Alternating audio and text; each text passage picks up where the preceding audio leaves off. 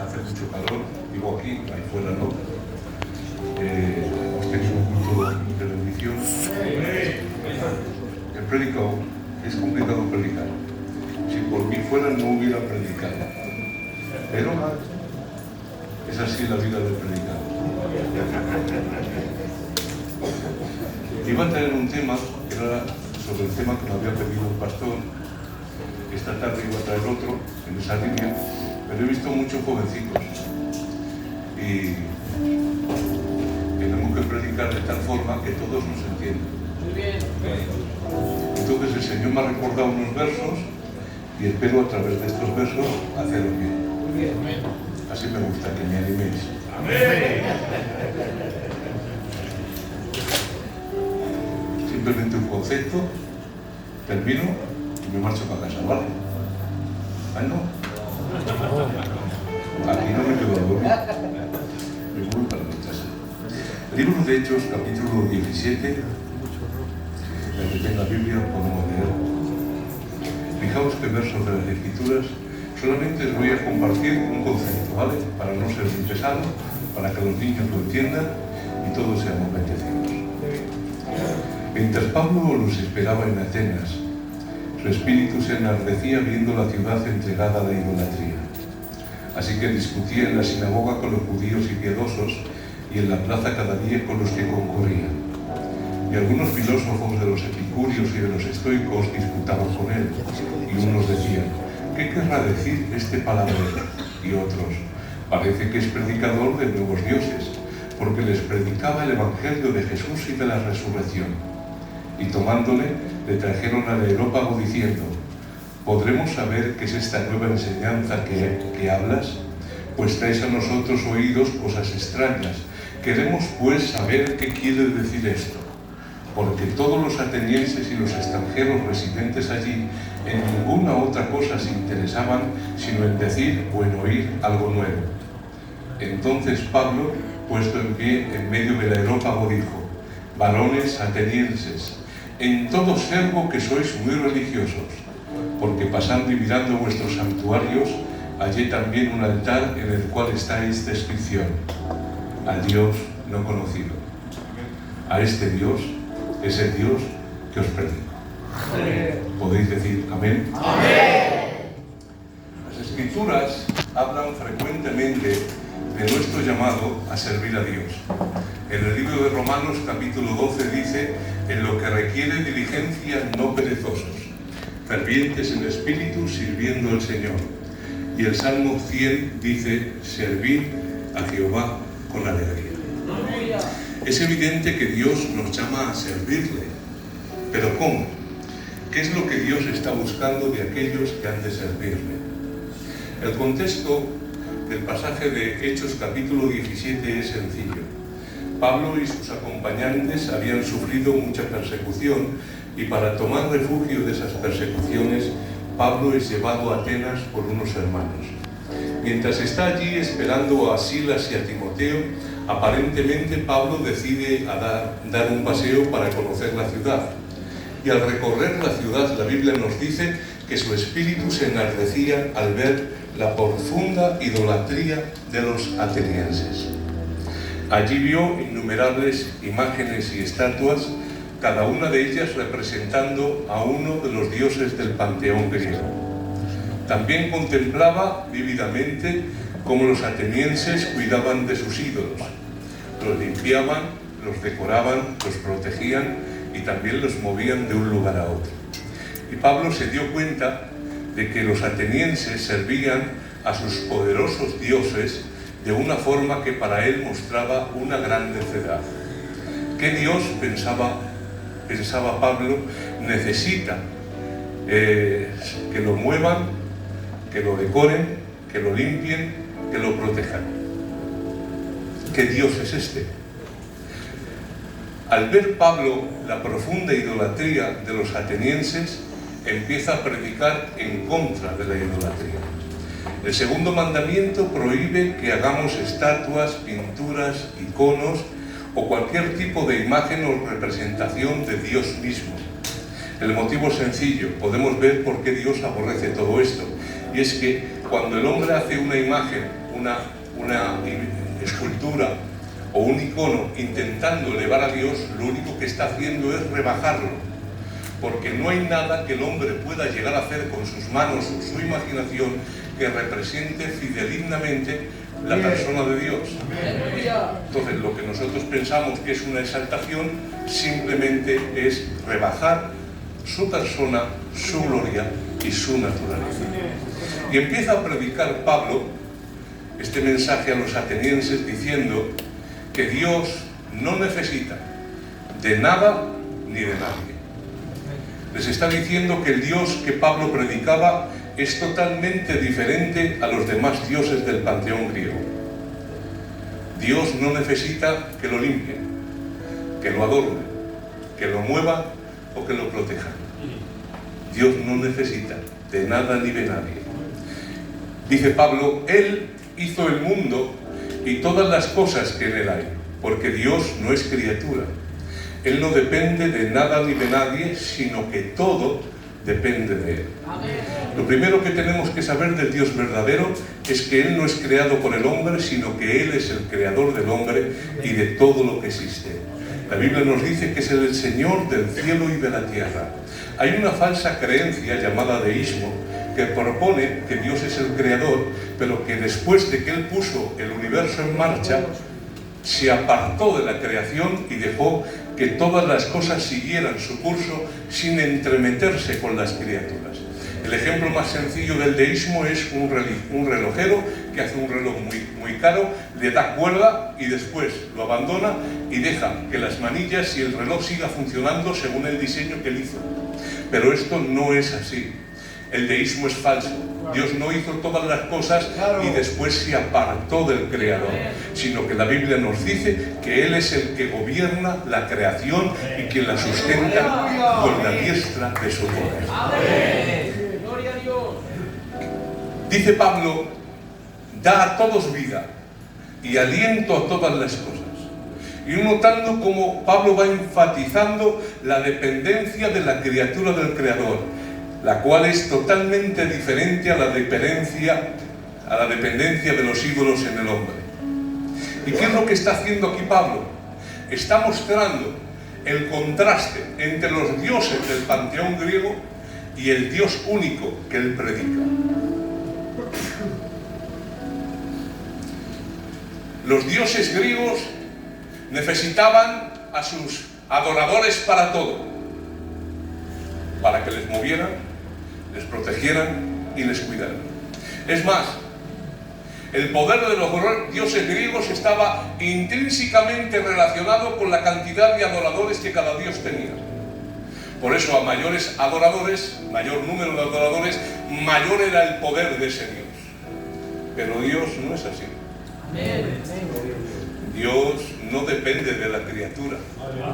Él es Dios. Mirad, hermanos, cómo poco a poco Pablo va colocando todas las cosas. Es Él el que sostiene todo, pero Él no depende de nada ni de nadie. Él es el que da y enriquece a todos, pero Él no es enriquecido por nadie. Este Dios que predica Pablo no puede ser conocido mediante la investigación, el raciocinio o la inteligencia del ser humano. Solamente podemos conocerlo cuando Él se revela a sí mismo. Esta tarde he dicho por encima, lo vuelvo a repetir, que jamás ningún hombre ha dado un nombre a Dios. Siempre era necesario que Dios se revelara y en base a esa revelación el hombre ponía el nombre a Dios. Por ejemplo, cuando se necesitaba que Dios proveyera, Él se reveló como Jehová que provee. Cuando había enfermedad en el pueblo, Él era Jehová el sanador. Cuando tenía que luchar en la batalla, Él era Jehová de los ejércitos. ¿Por qué? Porque siempre que había una necesidad, Dios se revelaba y en base a la revelación de Dios a sí mismo al hombre, el hombre le ponía un nombre. Mirad, hermanos, Dios es tan grande que no puede ser contenido ni por un solo nombre. Necesita muchos. Vosotros sabéis que hay una talla del diamante que se llama brillante. Esa talla del diamante llamada brillante necesita de 50 a 75 facetas, en la cual el joyero experto tiene que ir tallando una a una de 50 a 75 facetas del diamante. ¿Y saben para qué? Para que cuando entre un rayo de luz, este literalmente se descomponga en toda la gama de colores y realmente refulge. De ahí sale diamante talla brillante. Así es Dios. Hay tantas facetas gloriosas en Él que cuando crees conocer a una, se revela de nuevo y empieza de nuevo a sorprender.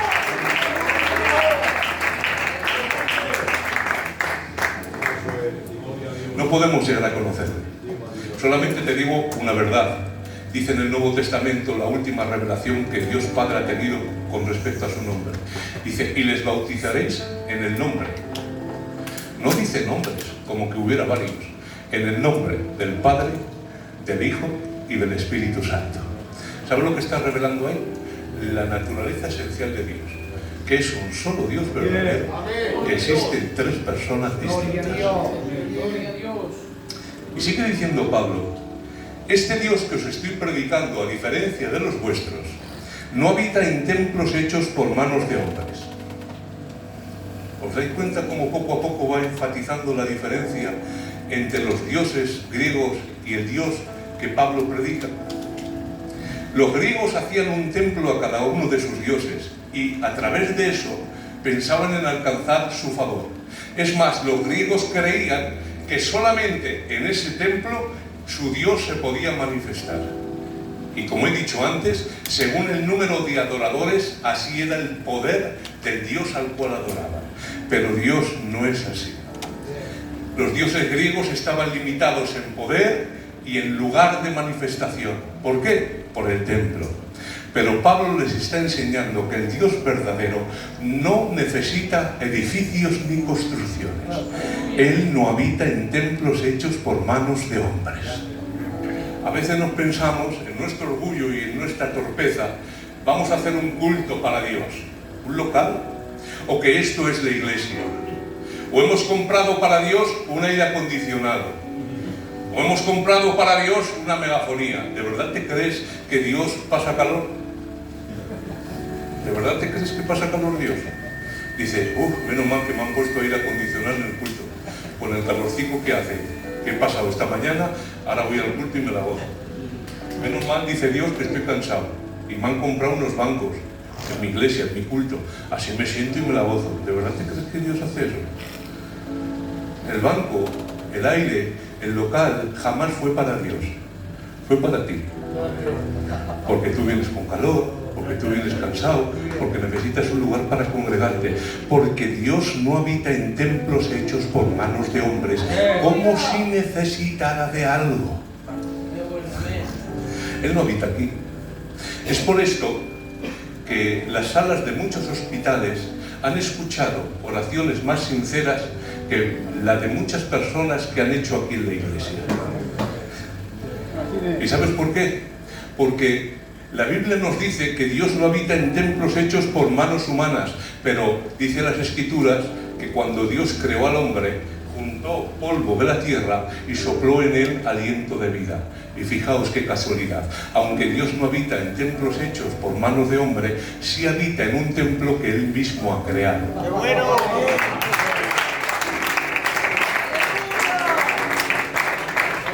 Por eso cuando Jesús fue a Samaria y había allí una mujer y le dijo, mujer, dame de beber.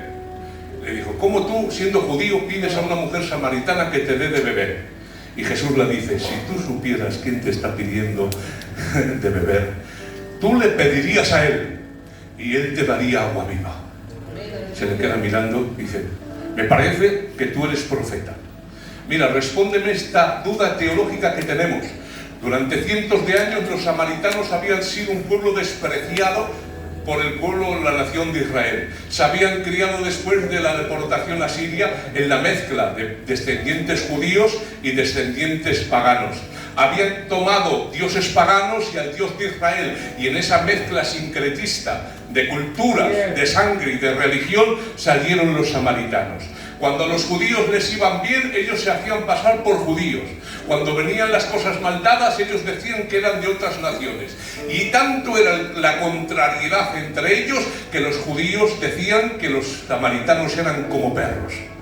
Viendo esta tirantez, los samaritanos levantaron un templo al Señor en el monte Gerizim, en el mismo Samaria, y levantaron sacerdotes según su propio corazón. De ahí la palabra y la pregunta de la samaritana: ¿dónde debemos de adorar a Dios? ¿En este monte o en Jerusalén? Y responde el Señor estas palabras: mujer, tiempo viene. Mira lo que te digo, no se adora aquí, verdaderamente la salvación viene de los judíos. Pero se acerca un tiempo donde no se adorará a Dios ni en este monte ni en Jerusalén, porque Dios está buscando adoradores que le adoren en espíritu y en verdad. ¿Sabes lo que significa esto? Que al morar Dios en tu corazón, Él te acompaña a todos los sitios. A todos. Según el manual bíblico Unger, según él, dice que desde la caída de Adán y Eva hasta la venida de la simiente de la mujer profetizada por Dios en Génesis 3:15, dice este amigo que hay 4004 años. Comete un error flagrante, y es tomar las genealogías como exhaustivas y contando los años se cree que así se sabe desde que salió el hombre del huerto hasta que vino el Mesías. Pero las genealogías no son exhaustivas, son informativas, son referenciales. Pusieron a 4 referencias para que sepamos que en Jesús de Nazaret se cumple la profecía que tenía que ser descendiente de Adán, de la casa de Abraham o de la descendencia de Abraham y de la casa de David. No son exhaustivas, sino referenciales. Pero ¿me permitís coger la cifra de este amigo? ¿Me dejáis? 4.000 años, ¿os parece bien? ¿Ay? Si me dejáis. Después alguno: Raúl ha dicho 4.000 años. Te lo repito, que no son 4.000 años, pero lo tomamos como ejemplo. ¿Os parece bien? 4.000 años, pastor. Desde que Dios dijo: vendrá uno de la simiente de la mujer que pisará la cabeza de la serpiente. 4.000 años esperando la raza humana el cumplimiento de esa profecía. Y ahora viene Jesús, en el año 0, y nació en Belén. De los 33 años que estuvo en la tierra aproximadamente, en 30 no sabemos casi nada. Algunas referencias a su niñez, pero casi nada. Ya vamos 4.030 años aproximadamente, ¿no? ¿Vamos bien? 4.030 años esperando que venga el Cristo. Y cuando tiene un ministerio de poco más de 3 años, y hablando con sus discípulos, les dice Jesús a ellos: os conviene que yo me vaya. Pero a ver, para un poco, para. Llevamos esperando más de 4.000 años. De los 30 años que tienes no sabemos nada, solo 3 años de tu ministerio, un poquito. Y ahora, cuando estamos contigo disfrutando, nos dices que es mejor que te vayas. Sí, es mejor que me marche. ¿Quién lo entiende? Nadie lo entiende. Y ahora dice el por qué. Porque si no me voy yo, no vendrá otro que es como yo. Me tengo que ir yo para que venga el Consolador, que significa aquel que es como yo. ¿Y por qué? ¿Por qué te tienes que ir tú? Porque yo soy Emmanuel, Dios con vosotros. Pero tiene que venir otro que es como yo, que ya no será Dios con vosotros, será Dios en vosotros. Dios a través de vosotros. Y ahí se cumplen las Escrituras.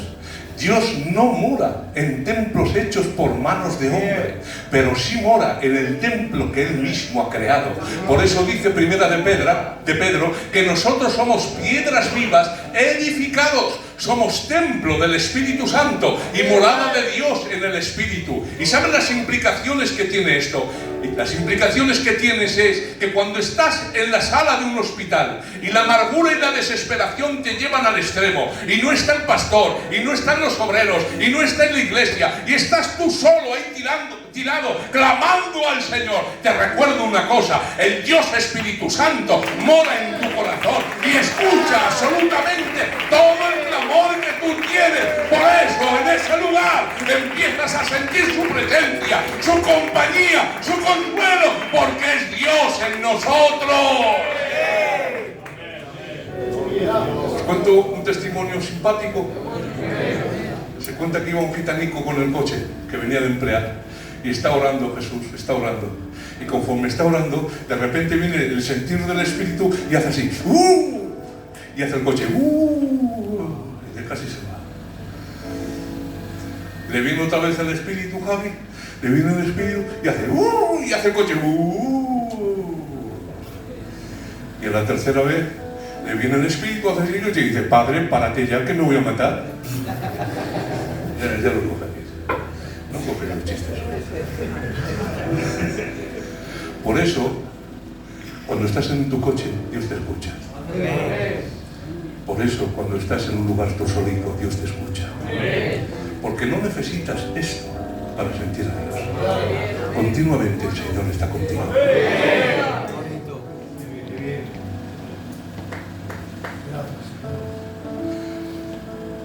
Dios no es honrado por manos de hombres como si necesitara de algo.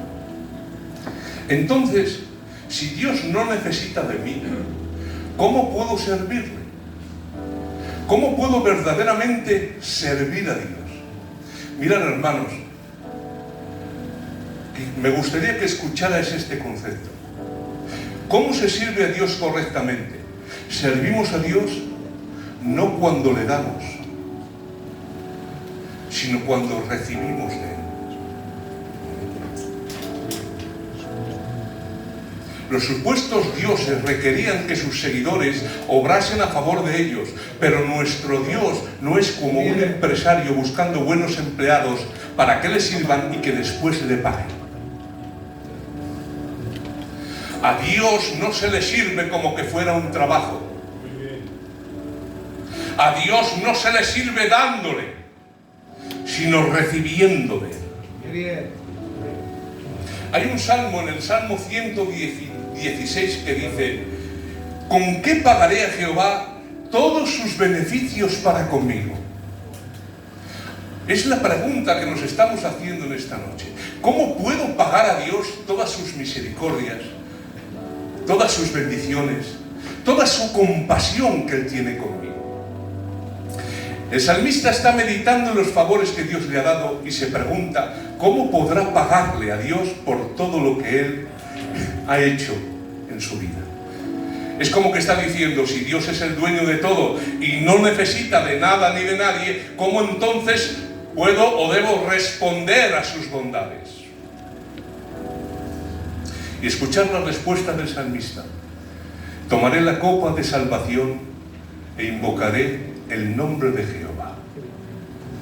Parece ser que el salmista se está acordando de un punto en la historia de Israel. Todos ustedes saben que cuando Dios sacó al pueblo de Israel en el desierto, el sumum del poder de Dios en el Antiguo Testamento fue la salida de los hijos de Israel de Egipto. Se cuenta que había 600.000 hombres, sin contar mujeres y niños, e innumerables cabezas de ganado.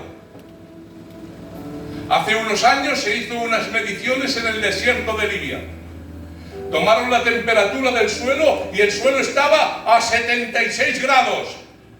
Para que hagas una comparación, un fósforo de una cerilla se prende instantáneamente a los 70 grados. ¿A cuánto estaba el suelo? A 76 grados. La temperatura ambiente 55 grados.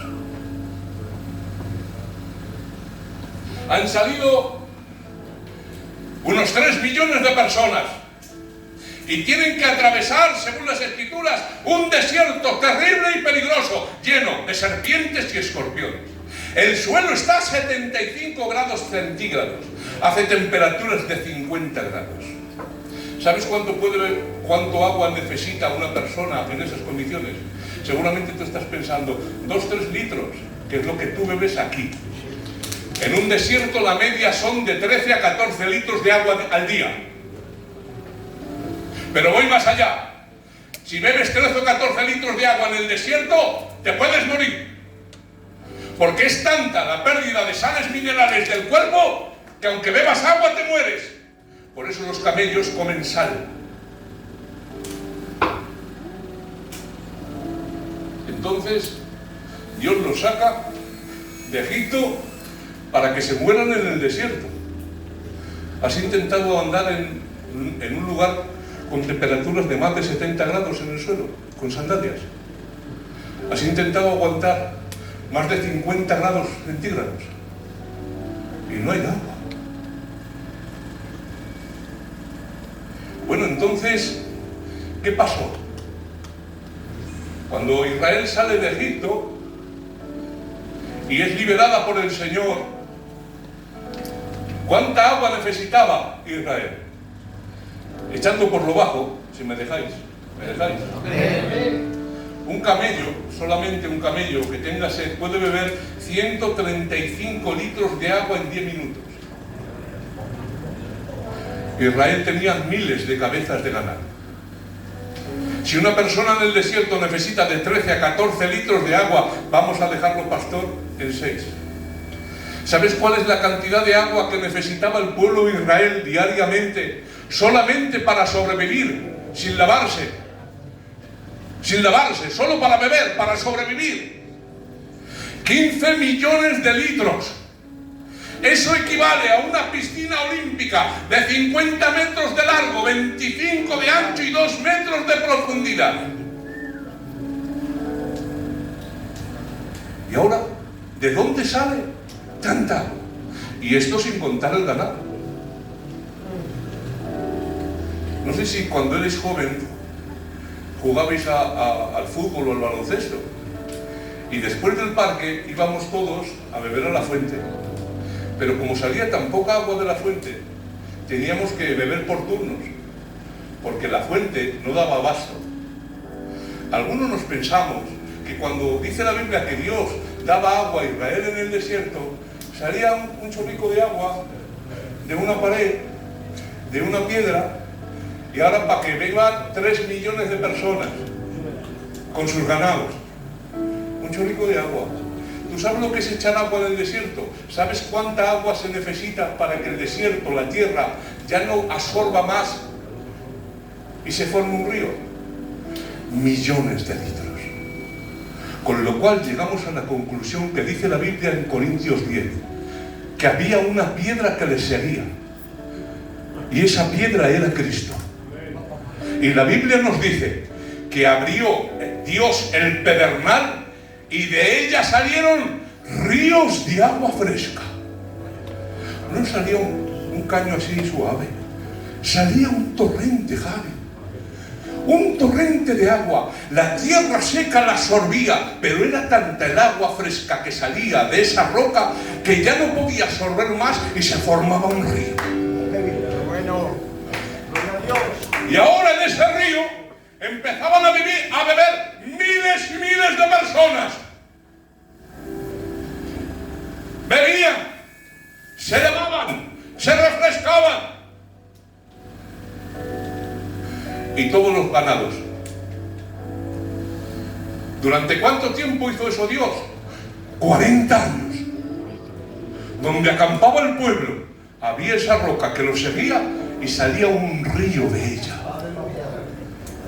Y ahora dice el salmista, ¿cómo pagaré a Jehová por todos los beneficios que ha hecho conmigo?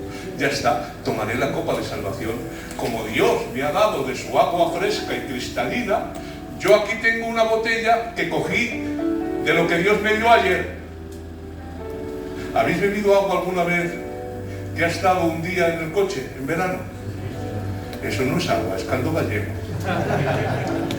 Pues decía el salmista, cogeré de este caldo gallego que tengo, que cogí ayer, y lo voy a echar yo en el río que Dios ha abierto para darle a Dios algo de lo que Él me ha dado. Voy a echar de lo que tengo y se lo doy a Dios. ¿Y para qué quiere Dios la botella que parece caldo gallego cuando están saliendo millones de litros de agua fresca y cristalina? ¿Qué puedes darle tú que le añada a Dios algo o que Dios necesite? Y ahora dice el salmista, no puedo darle nada. Entonces, ¿qué haré? Tomaré la copa de salvación e invocaré el nombre de Jehová. Ya que no puedo añadir nada a lo que Él me da, porque es demasiado bueno lo que Él me está concediendo, y yo no puedo darle nada, voy a coger la copa y no voy a darle yo a Él, voy a beber yo de Él. Cojo la copa y bebo. Cojo la copa y bebo. Porque este es el principio. No se le sirve a Dios dando, sino recibiendo de Él.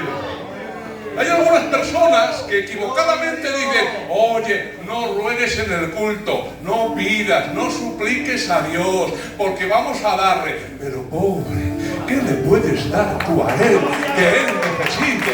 Él no es servido por manos de hombres como que necesitara de algo. Más bienaventurado es dar que recibir. Por eso cuando tú clamas, cuando tú suplicas y Él da, estás reconociendo, yo no tengo, yo no valgo, yo no soy, yo no alcanzo, pero tú sí tienes, tú sí alcanzas, tú sí puedes.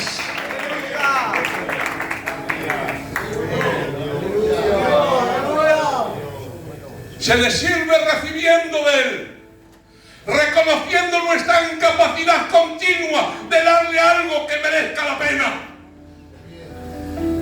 Este mensaje está diseñado para destruir el orgullo podrido que tenemos en el corazón.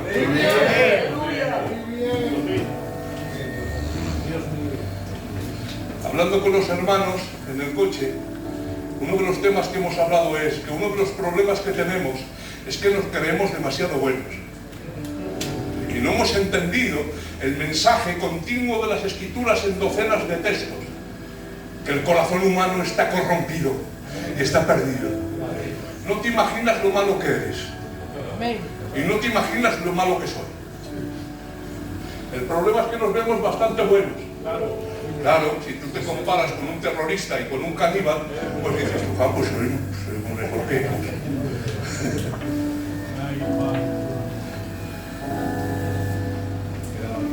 No puedes dejar de depender de Jesús. Amén. Amén, verdad. Amén.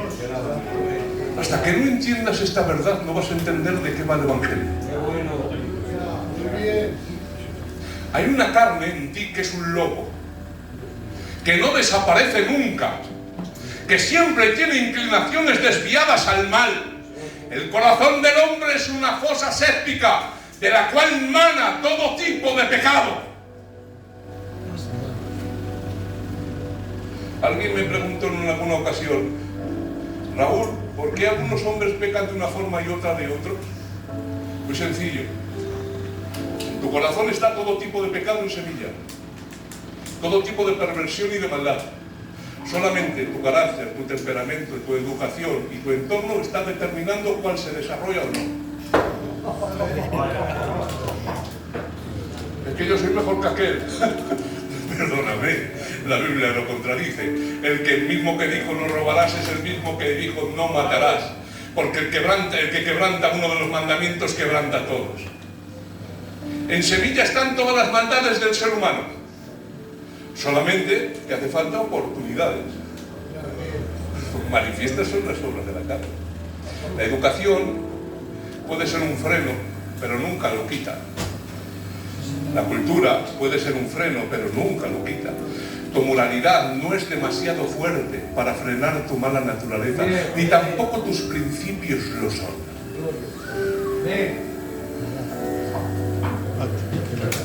Tu mala naturaleza es una bestia.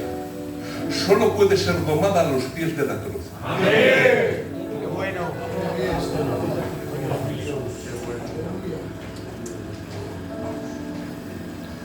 Somos tan torpes, somos tan malos, pastor, que hemos utilizado los medios de gracia como formas de colocarnos medallas. Yo oro más que tú. Una medalla. ¿Cómo puede ser que algo bueno sirva para mal? Para producir orgullo y vanagloria. Yo vengo al culto más que tú.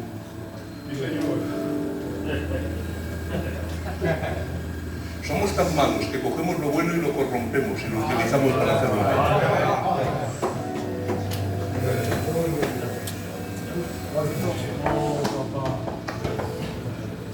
No podemos dejar de vivir a los pies del crucificado. La oración no es un fin en sí mismo, es un medio de gracia. Tú no te comes el tenedor, pero utilizas el tenedor para llevarte la comida a la boca. La oración en sí misma no es nada, es un tenedor. Comes de Cristo.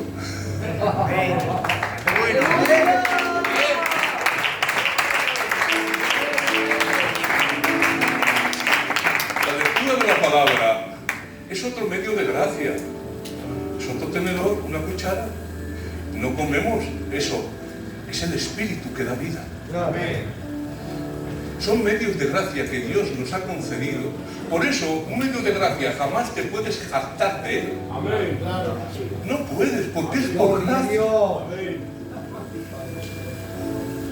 Y ahora, la única forma de estar en el lugar que Dios quiere que estemos es recibiendo continuamente de Él. Hay una pregunta obligada. Bueno, entonces los pastores que dejan sus casas y dan de lo suyo al Señor por predicar el Evangelio, los que diezman o ofrendan, los que usan sus dones para el reino de Dios, ¿no es eso darle a Dios? ¿No es eso servir a Dios dándole en vez de recibir de Él? ¿Me dejáis contar una historia que es muy ilustrativa para enseñar esta verdad? En los años 1918 a 1921, que fue el tiempo de la Primera Guerra Mundial, unos hombres que vivían en el desierto fueron a la ciudad de París para hacer negocios. Y estando en la ciudad de París, eligieron para estar esos días en uno de los mejores hoteles que había. Cuando entraron al hotel, lo que más les sorprendió fue algo. ¿Sabéis qué? Que entrando al lavabo, vieron que había unas llaves que las daban y salía agua. Tú imagínate haber vivido toda tu vida en el desierto, año 1918, y ahora vas a una ciudad, das a un grifo y sale agua.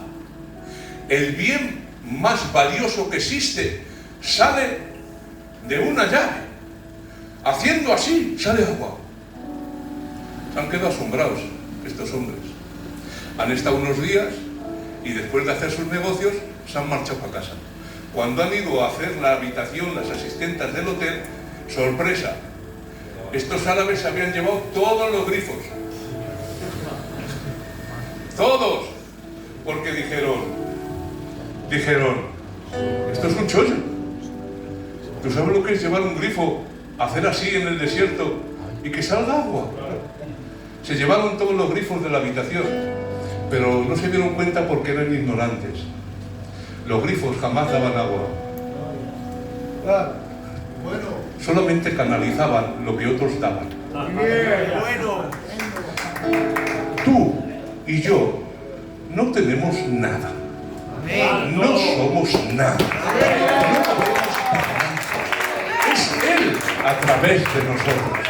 Por eso dice la palabra, si alguno habla, hable conforme a las palabras de Dios. Si alguno ministra, ministre conforme al poder que Dios le da. ¿Qué tienes que no hayas recibido? Y si lo recibiste, ¿por qué presumes como que no te lo hubieran dado? Y dice la Biblia, ¿quién ha dicho que tú eres mejor que los demás? Será necesario que se fijen en ti. Todo lo que tienes, Dios te lo ha dado. Y dice Pablo, pero por la gracia de Dios soy lo que soy. Y la gracia de Dios no ha sido en vano para conmigo. He trabajado más que todos ellos. Pero escuchad, no he sido yo, ha sido la gracia de Dios en mí. Para que en todo sea Dios glorificado en Jesucristo, a quien pertenece la gloria, el imperio, por los siglos de los siglos. Dale aplauso al Señor.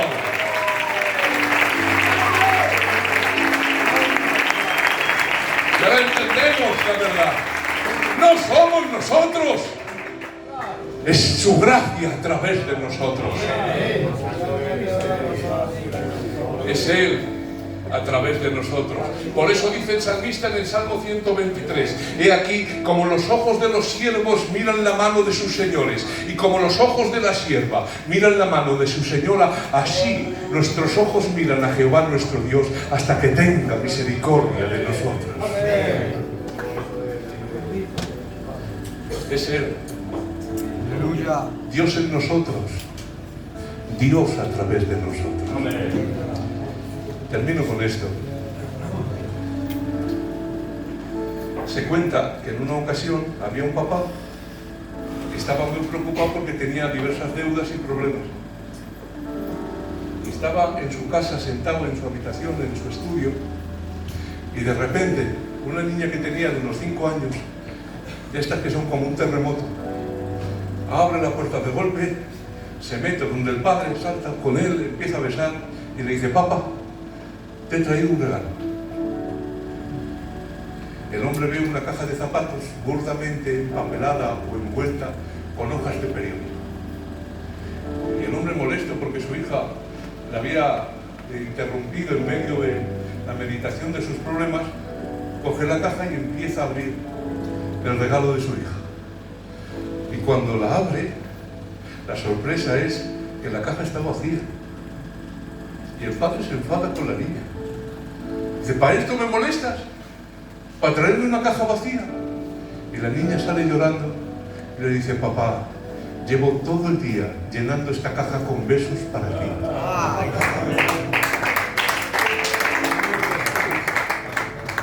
Le regaló una caja de besos. ¿Sabes la tercera acepción del significado de la palabra adorar en el original? Te lo digo: dar besos. Cuando tú adoras a Dios, lo único que le estamos dando es una caja vacía, pero eso sí, una caja llena de besos.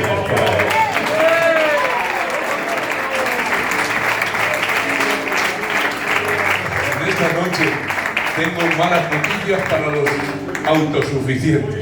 Si tú te piensas que por tu moralidad, si tú piensas que porque no bebes, que no robas, que eres de buena familia, que eres de los fulanos o de los plantanos, eso vale delante de Dios para algo, para ti tengo muy malas noticias. Dios no puede ser servido por manos de hombres como si necesitase de algo.